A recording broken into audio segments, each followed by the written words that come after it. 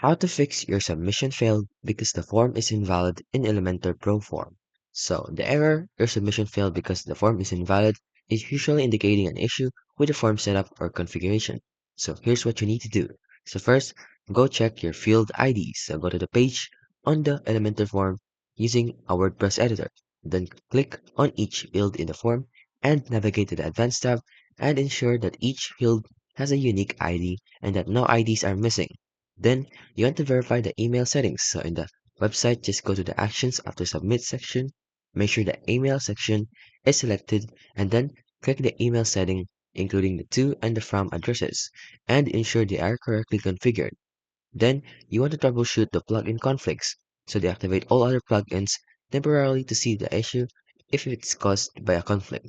Then, by deactivating other plugins, it may resolve the issue, so just reactivate them one by one to identify the problematic plugin, and ensure your plugin and themes are up to date. Then, you want to check for JavaScript errors, so if you're using a WordPress form, and then the WordPress form detected an issue with the JavaScript on this page, an error may indicate that's so. And then you want to disable the JavaScript minification or caching in your theme or plugin settings. And for the server-side issues, the error can sometimes be related to the server configuration. And then some other potential issues might be ensuring that any custom code you've added to the form is error-free, and avoid using shortcodes to embed forms. Clear your browser cache, and if you're using Google reCAPTCHA, verify it's set up correctly, and if using an integration platform like Integrately, check the integration settings. And that's how you can fix your submission failed because the form is invalid.